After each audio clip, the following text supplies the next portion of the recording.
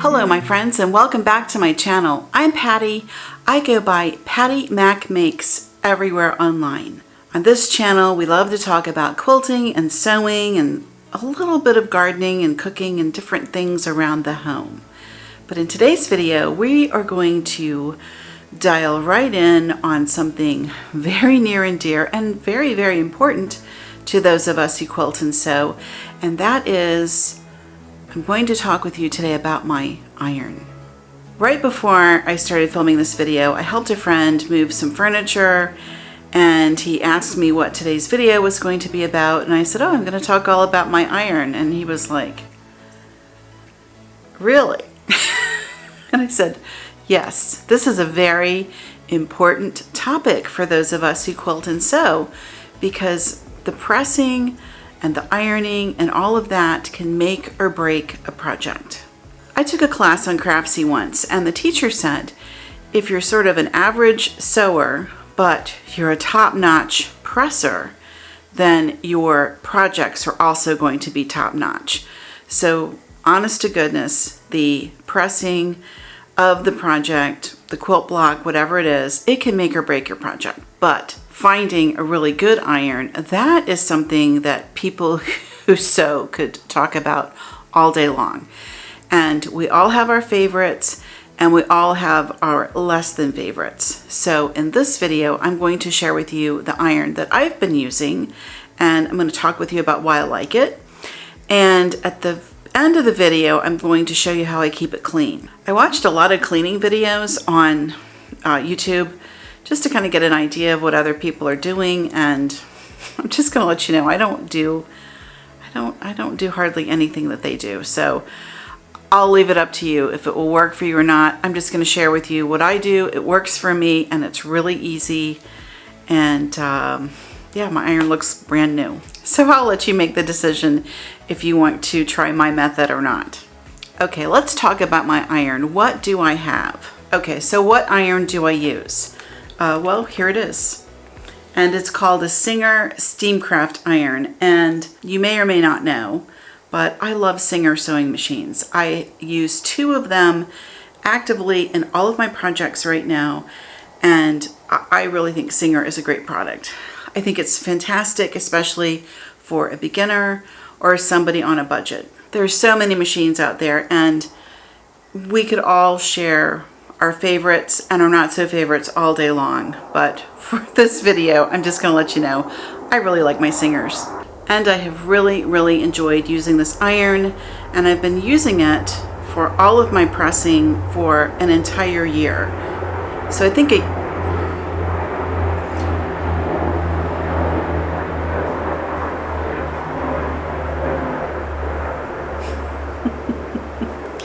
okay, if you don't know, I live literally next door to a major Navy base.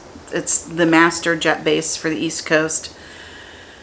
There's a lot of stuff flying today, so I don't know if that's good or bad, but there's a lot of different aircraft zooming around today. Okay, let's talk about the iron. To get ready for this video, I made a list of the features, so I'm going to just go over those with you because I think it's important that you know everything that this little iron can do. So it has a really sharp point on the end, and they call this the on-tip technology.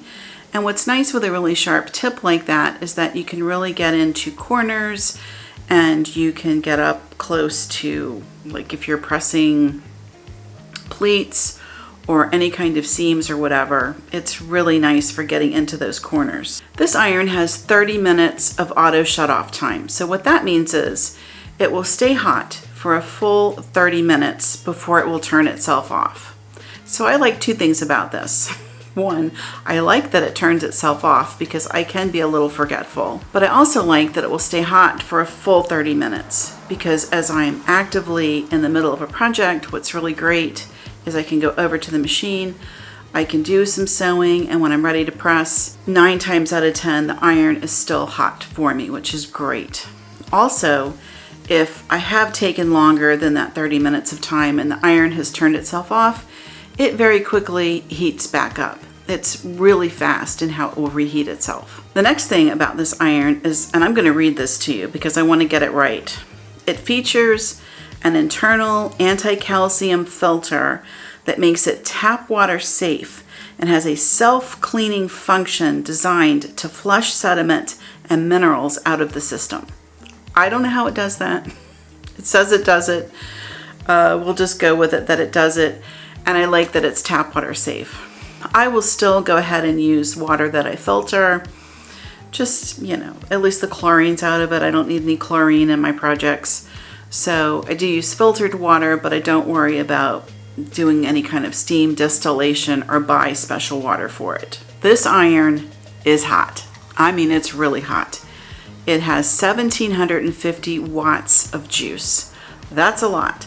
That's more than my air fryer. That's more than a space heater.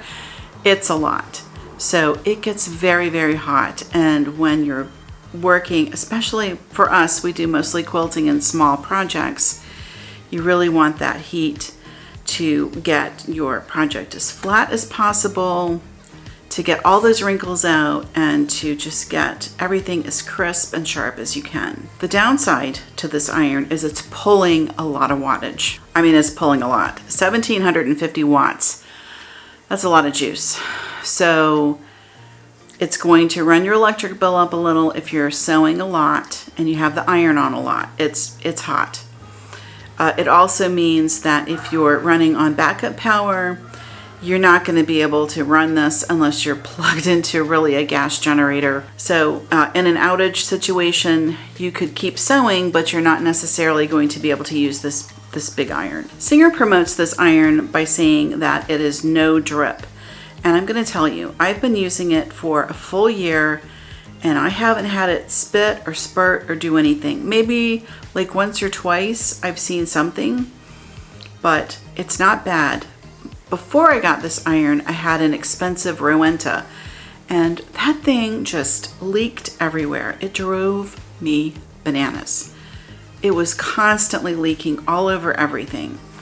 And it was just wonderful when I finally decided to try the Singer and to learn that it didn't have to be that way. The iron will hold up to 10 ounces of water, which is quite a bit. If you like to use steam when you're pressing, it does have quite a lot of water in the reservoir. And something I really love about this iron is that it has a 10-foot cord. So it has a really long cord. And that is super important because sometimes your plug isn't in the most convenient place for you. And so you might have to run the cord a little bit further than you would like to plug into the wall. So with this iron and 10 feet of cord, I can set up just about anywhere and still have plenty of play in the cord to make the pressing out and the ironing comfortable to do and safe. Like, you don't want to have your cord like super tight to the wall, like on a short leash, in other words. And so with that long cord, you can just plug it in anywhere. So let me give you some pros and cons about this iron. The first pro is that it heats up really fast, 60 or 90 seconds, and you're ready to go. I also find this iron is really easy to understand. It's intuitive. It's easy to just plug it in and figure out what settings you want to use and to just jump right in to using it on your projects. So the cons, if I'm going to give you the pros of using it, I'm going to give you some cons. And one con is that it uses the water really fast. So when I'm actively working, I feel like I'm just refilling that tank constantly. But, you know, I guess that's just how it is when you use steam. You're going to go through a lot of water. So even though I love how easy it is to just start up and get going with this iron quickly, it's very easy to understand.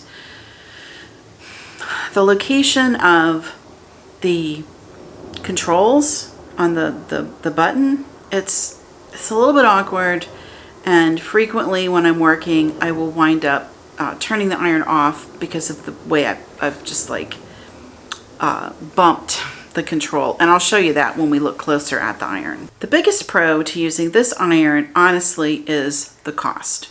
I bought my iron on Fat Quarter Shop. I do a lot of my shopping on Fat Quarter Shop. I'm an affiliate with Fat Quarter Shop, so I do offer links to their website down in the description, and if you click through and buy on one of those links, then I do get a little commission on that. It doesn't cost you anything, but I do make a little money. This iron I bought myself, and when I bought it last year, it was $49.99 or 50 bucks. So I went back on the Fat Quarter website and looked it up. This iron now is going for $62.98 or say 63 bucks. So in 1 year, it's gone up 26%. That is no shade on Fat Quarter Shop. I don't hold anything against them for having to go up on their prices. It's just the way things are going. Everything is getting a lot more expensive. And that's why I express to you so often to think ahead about what you're going to be working on and what you want to do for the next couple of years. And if you can afford to put some supplies away now, do it. Overall, I really like this iron. I've been super happy with it, and I recommend it to everyone, and so that's why I'm talking with you about it today. I want to give you a side note, and I recommend this channel a lot, and I recommend this channel because Karen does really, really well-written, well-researched videos, and she has a video on leaky irons and how you're supposed to store them and why they leak and why they do what they do and all of that. So I highly recommend watching that video on her channel. You can just, in her search bar, type iron, and that video will come right up for you. She's really awesome about explaining on more of like almost like a scientific level a lot of times on why things work the way they do. Personally, I'm not that scientific, but I always appreciate her information and her explanations.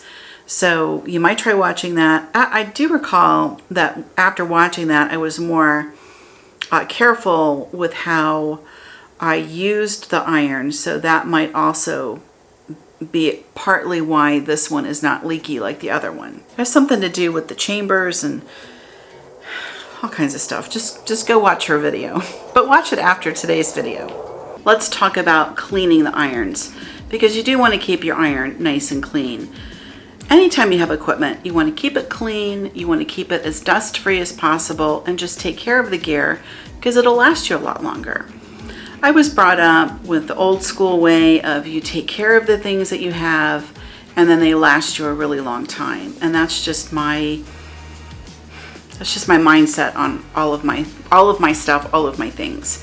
I take good care of them and I use them for years and years and years. So I've seen a lot of people when they go to clean the steam jets, they will mix like a 1/4 cup of vinegar, white vinegar, to 3/4 of a cup of water. They'll pour it into the tank and let the iron heat up, and then they'll just hit the steam button to clean the jets with the vinegar. I'm not going to do that on this iron today because I don't think it needs it, because it has a filter in there and it supposedly is already doing that for me. So I'm not going to run the vinegar through my machine. I just don't think it needs it. The other big place that you'll want to keep clean on your iron is the sole plate. So the flat part of your iron, the part that you're actually going to run on your fabric, this is your sole plate. And this is what gets really hot. And a lot of times it can get really gunked up with stuff. And you can see all of the holes. Those are the steam jets. I've watched people cleaning their irons, and they take a baking soda paste and rub it all over and then just like scrub off whatever the gunk is. And I'm not going to do that because there's indentions on all of these little steam vents, and I really don't want to get baking soda paste all up in my steam vent. I guess if you had something really super stubborn to remove, you could use a paste in that spot just to try to get it off of there. But what I do, and this is how I clean everything that has any sort of buildup or stickiness or whatever, I just use rubbing alcohol on a cotton pad. And I mean, you can see, like, I didn't even clean this before coming on with you today because it just looks like this. And now I have cleaned it prior to doing the video, but like months ago.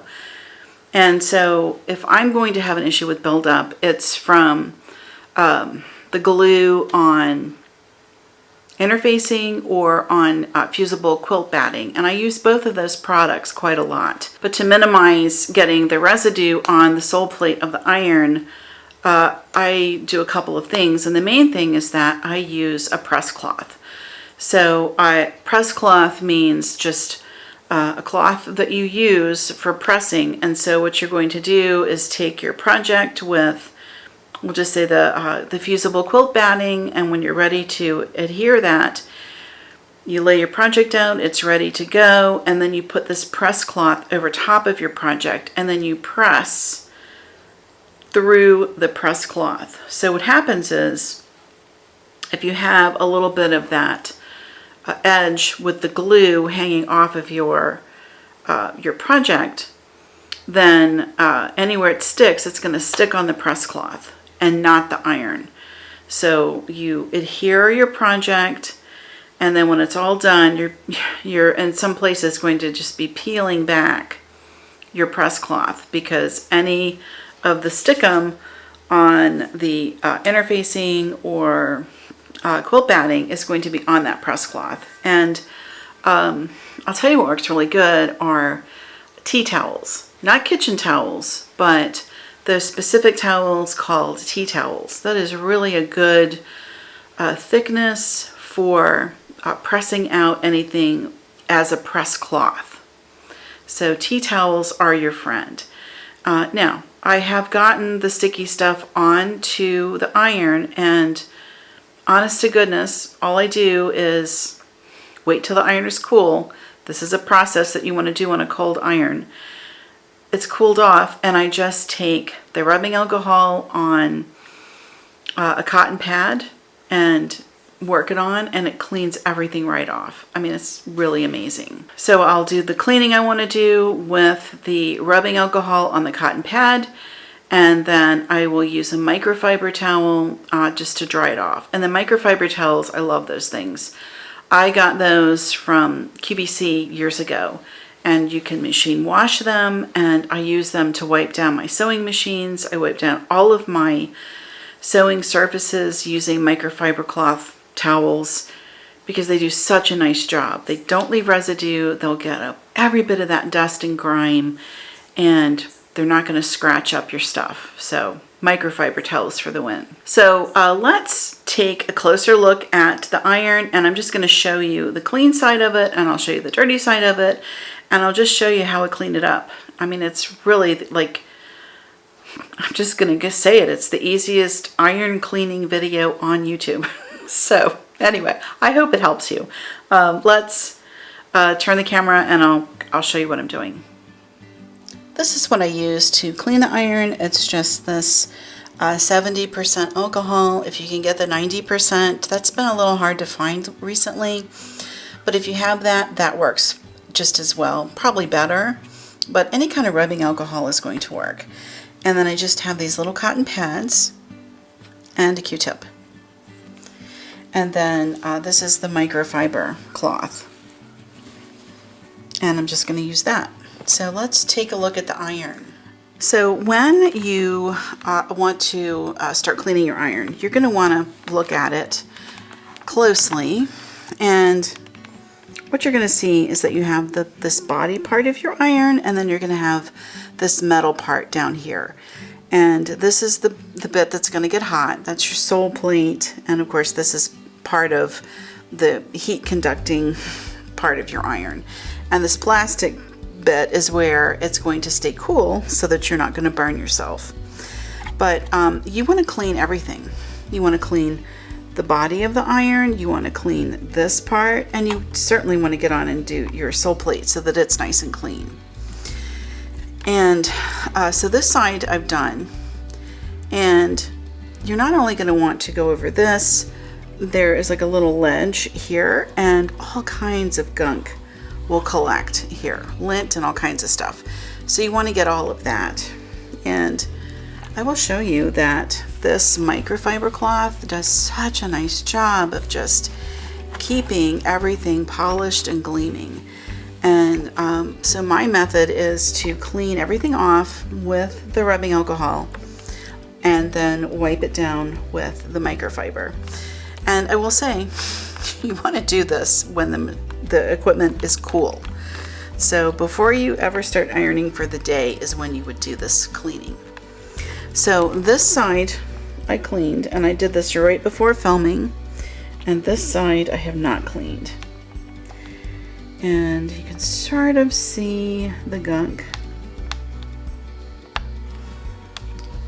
Probably going to go get my close-up filter so that you can really get a sense of how gross this thing is. And I'll tell you, it's sticky, and there's residue on the body of the iron, on this part of the water tank, as well as the silver. I mean, you can just feel the residue, and then there's just all kinds of gobs of gunk here. So we're going to get all of that cleaned. Let me go get that close-up filter so that you can really see what's happening. Okay, let me get right in. Let's see if I can get it to, there we go. There it is. See all of this just funk and mess. So you want to get all of that in there cleaned off. And then see all of this. You can almost see like the splatters. It's not really splatters. It's just like a sticky residue all over everything. So literally,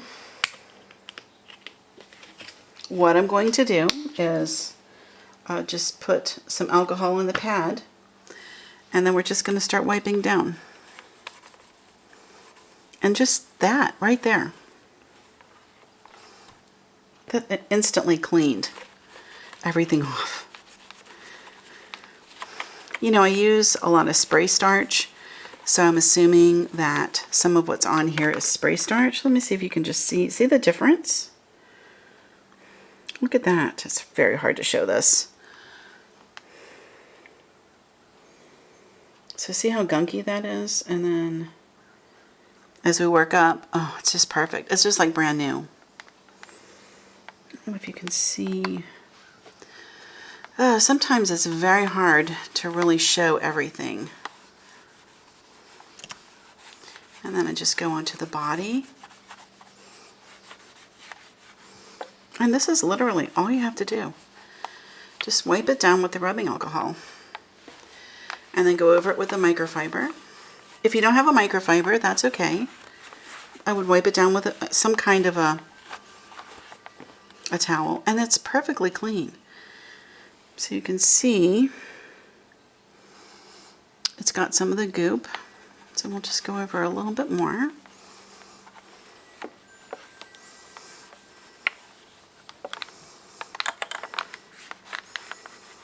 Just gets everything off. You know, I have had pretty big splotches of glue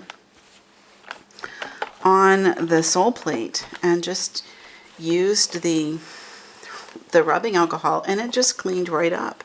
You take your Q-tip and just run it in there and get all of that cleaned out as best you can. But seriously, you can just run this damp, and you're not looking to have your cotton pad saturated. It's just nice and damp. Oh yeah, look at this. All of that. So yeah, my iron is now totally clean. It's as good as new. Yeah, all the stickiness is off of there. Yeah, I would guess when I do the spray starch that probably some of that gets onto the side of the iron.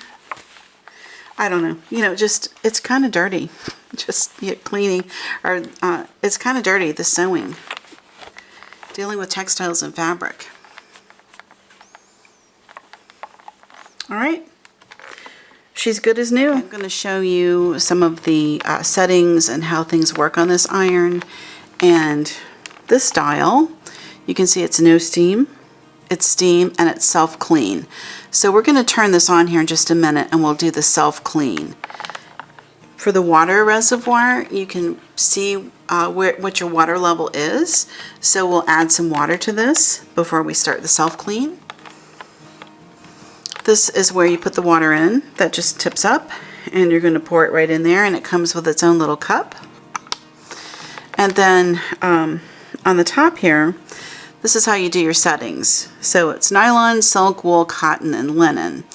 And you're going to hit this button until you get to the setting that you want.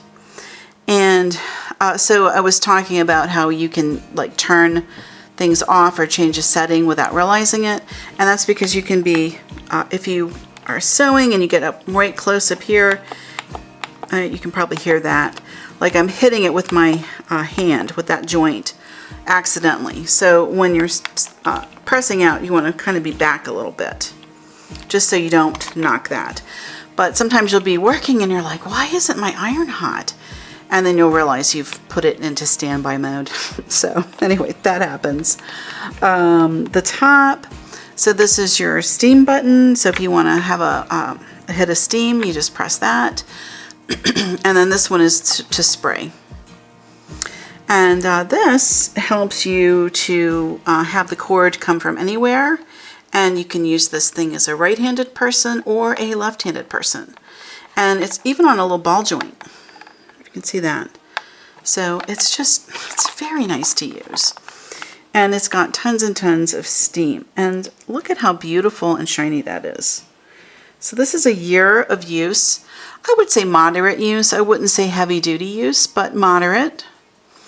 You know, this is all I use when I make YouTube videos and do my own personal sewing, so it works pretty good. All right, I'm going to change the angle and I'll let you see this baby in action. Just plugged in the iron, and when you plug it in, what it's going to do is to flash. And so you're going to press the button, and see now it's flashing at nylon. And now we're going to go to silk, and then to wool, and then to cotton, because cotton is what we use. And right now it's flashing. And so what that means is the iron is preheating. So we'll just let it go ahead and preheat. And then it'll be ready to sew. Let's go ahead and add some water.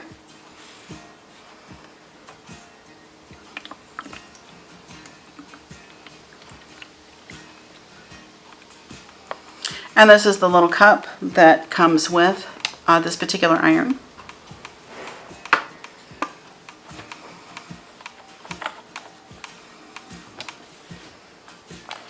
Okay, and it's already up to temperature, just while I was talking to you. And we know it's up to temperature because now it's not flashing.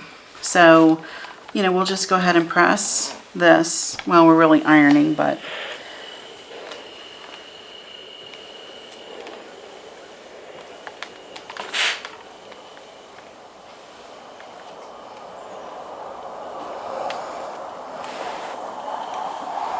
just that fast. And I'm using my little press mat. I love this thing, by the way. This was a gift. My beautiful friend Luann. Luann, you spoil me.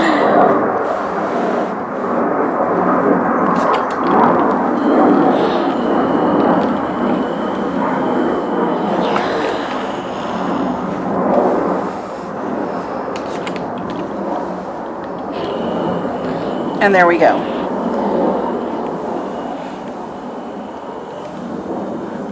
And just that fast. And I have it on the steam setting, so if I want to do this, steaming, and here's what I want you to see. So I'm going to go ahead and do that again. And there's no spitting, no sputtering, no leaking.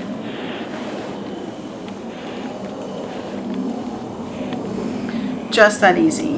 And then if you've got maybe a really stubborn wrinkle, you can hit it with that, your spray, and then just come on over it.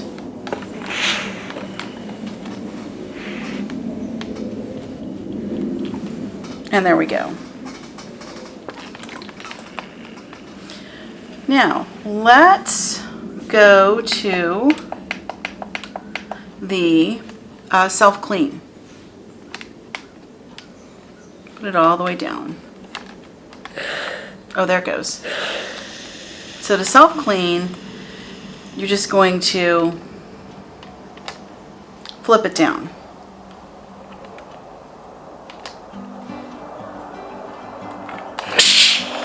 Ooh, there it goes.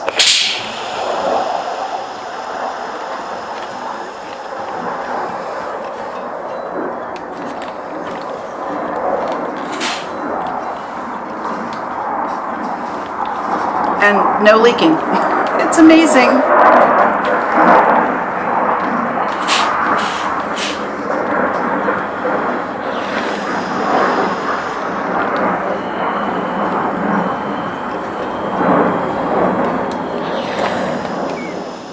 Okay guys, that's my iron. She's all beautiful and clean. She looks almost as good as the day I took her out of the box.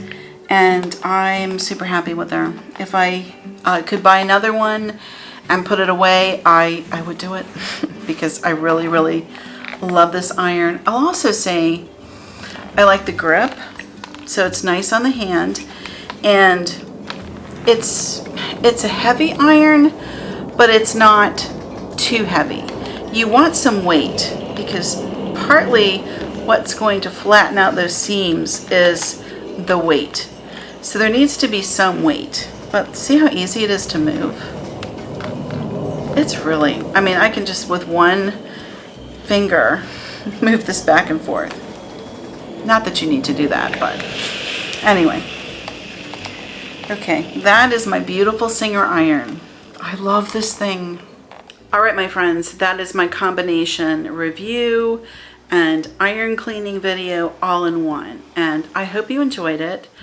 I hope that you learned a little bit of something, and you know, I get asked frequently about my iron and what I use and why I like it, and people really wanting that review on it. And you know,